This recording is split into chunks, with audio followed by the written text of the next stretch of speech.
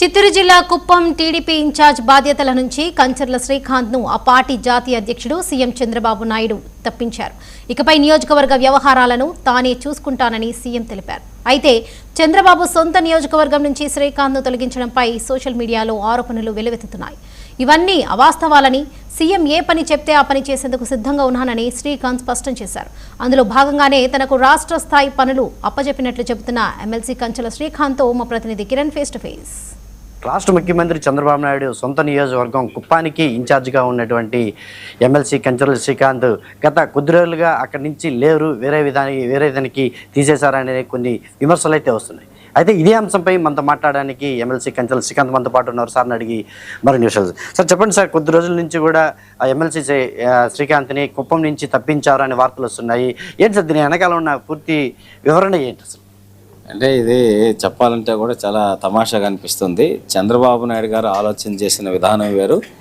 ఒక కొత్త బాధ్యత అప్పచెప్పే క్రమంలో అక్కడ నుంచి నాకు వేరే రెస్పాన్సిబిలిటీ ఇస్తామని చెప్పిన దాన్ని చెప్పడం జరిగింది. అది మాట్లాడారు, అంతర్గతంగా మా సమావేశంలో చెప్పారు క్లియర్గా. నేను పనిచేసిన దానికి అభినందించారు. అట్లాగే కొత్త ప్రాసెస్ని సిస్టమ్ బిల్డ్ చేసి నేను పర్సనల్గా మానిటర్ చేస్తాను అని చెప్పనేసి ఇవన్నీ కూడా చెప్పడం జరిగింది. సెంట్రల్ ఆఫీస్ నుంచి కూడా ప్రాపర్ మెసేజ్ అదే విధంగా మీడియాకు కూడా ఇవ్వడం జరిగింది. బట్ ఇంక ఇప్పుడు సోషల్ మీడియా కాలంలో ఎవరికి తోచింది వాళ్ళు ఏ విధంగా రాసుకుంటున్నారు, ఏ విధంగా ఇంటర్వ్యూలు చేసుకుంటున్నారు చూస్తుంటే నాకే హాస్యాస్పదంగా ఉంది.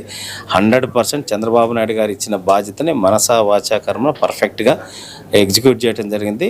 నేను అధికారం వచ్చిన తర్వాత వెళ్ళలేదు అక్కడికి. చంద్రబాబు నాయుడు గారు ఎన్నికల ముందే నాకు 14 నెలల ముందు అక్కడ బాధ్యత అప్పచెప్పాడు. ఆయన పెద్దిరెడ్డి గారు ఆ రోజు కుప్పంను ఓడించాలనే ఒక టార్గెట్ లాగా పెట్టుకుని ఎప్పుడు విధ్వంసకరమైన పనులు అక్కడ చేసుకుంటూ వచ్చాడు. అవన్నీ తట్టుకొని నిలబడి క్యాడర్ని అందరినీ కలుపుకొని ఎన్నికలు చేయటం జరిగింది. 100% చాలా చక్కగా క్యాడర్ అంతా కూడా పనిచేసాం, సక్సెస్ అయ్యాం, గెలిచాం, ఓడిస్తాం చంద్రబాబు నాయుడు గారు అనే చోట నువ్వు ఓడించడం నీ తరం కాదు కదా, మీ తాత తరం కూడా కాదని 50,000 మెజారిటీ తోటి చంద్రబాబు నాయుడు గారు గెలవటం జరిగింది. సో తర్వాత కూడా అన్ని అభివృద్ధి కార్యక్రమాల్లో కానీ వీటన్నిటిలో చాలా చక్కగా పనిచేసుకుంటూ వస్తూ ఉన్నాం. ప్రతి స్టేట్ ఆర్గనైజింగ్ సెక్రటరీకి కూడా ఒక్కొక్క రెస్పాన్సిబిలిటీ అప్పచెప్పేసి పనిచేయించడం అనేది పార్టీ స్ట్రక్చర్ బిల్డ్ చేసుకుంటూ వస్తున్నారు. దాంట్లో భాగంగా నాకు వేరే బాధ్యత అప్పచెప్పే కార్యక్రమంలో ఈ ప్రాసెస్ జరిగితే దాన్ని రకరకాలుగా సోషల్ మీడియాలో కావచ్చు, మిగతా కొంతమంది చిన్న చిన్న ఛానల్స్, యూట్యూబ్ ఛానల్స్ వాళ్ళకి ఇష్టం వచ్చినట్టు వాళ్ళు ఇది చేసుకుంటున్నారు.